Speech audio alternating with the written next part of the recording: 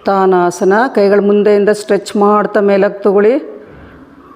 ಅಪ್ಪರ ಒಳಗೆ ಟರ್ನ್ ಮಾಡ್ಕೊಳ್ಳಿ.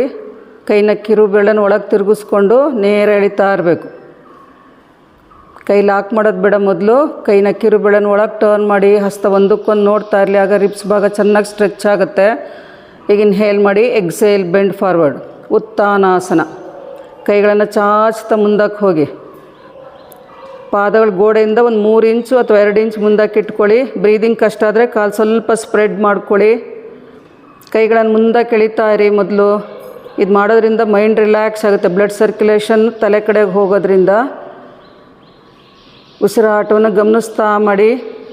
ಮತ್ತು ಪೀರಿಯಡ್ಸ್ ಪ್ರಾಬ್ಲಮ್ಮು ಕಡಿಮೆ ಆಗುತ್ತೆ. ಹೊಟ್ಟೆಲಿರೋ ಹೆಚ್ಚಿನ ಕೊಬ್ಬಿನ ಅಂಶನೂ ಕಡಿಮೆ ಆಗುತ್ತೆ. ಜೀರ್ಣಕ್ರಿಯೆ ಚೆನ್ನಾಗಿ ನಡೀತಾ ಇರುತ್ತೆ. ಉತ್ಥಾನಾಸನ ತುಂಬ ಬೆನಿಫಿಟ್ ಇರೋವಂಥ ಆಸನ.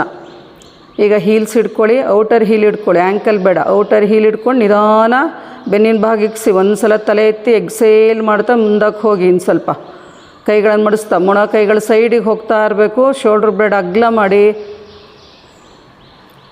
ಬ್ರೀದಿಂಗ್ ಕಡೆ ಗಮನ ಇಟ್ಕೊಳ್ಳಿ ಎಲ್ಲರೂ.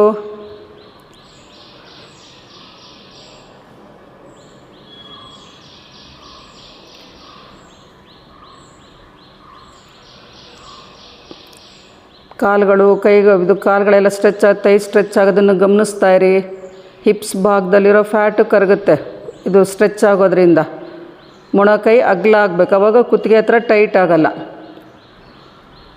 ಬ್ಲಡ್ ಚೆನ್ನಾಗಿ ಮುಖದ ಕಡೆ ಫ್ಲೋ ಆಗ್ತಾ ಇರಲಿ. ಕುತ್ತಿಗೆ ಭಾಗ ರಿಲ್ಯಾಕ್ಸಾಗಿ ಇಟ್ಕೊಂಡಿರಬೇಕು.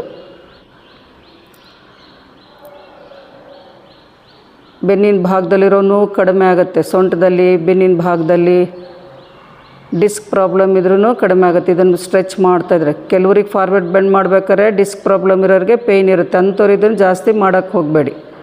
ಮಾಡುವಾಗ ಯಾವ್ದು ಮಾಡಿದ್ರೆ ನಿಮಗೆ ರಿಲ್ಯಾಕ್ಸ್ ಆಗಿರುತ್ತೆ ಅದನ್ನು ಮಾತ್ರ ಮಾಡ್ಕೊಳ್ಳಿ. ಬೆನ್ನು ನೋವಿರೋರು ನಿಧಾನ ಮೇಲಕ್ಕೆ ಬನ್ನಿ. ಕೈಗಳನ್ನು ಸ್ಟ್ರೆಚ್ ಮಾಡ್ತಾ ಕೈ ಕೆಳಗೆ ಬಿಡಿ. ಕಣ್ಮುಚ್ಚಿ ಉಸಿರಾಟವನ್ನು ಗಮನಿಸ್ತಾ ಇರಿ. ಯಾಕೆಂದರೆ ಬ್ಲಡ್ ಚೆನ್ನಾಗಿ ಮುಖದ ಕಡೆಗೆ ಹರಿದಿರುತ್ತಲ್ವ, ಅದು ನಿಧಾನ ಕೆಳಗೆ ಇಳಿತಾ ಇರೋದನ್ನು ಗಮನಿಸ್ತಾ ಇರಿ.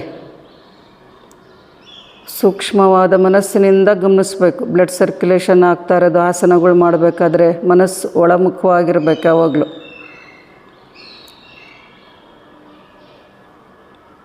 ನಿಧಾನ ಕಣ್ಬಿಡಿ.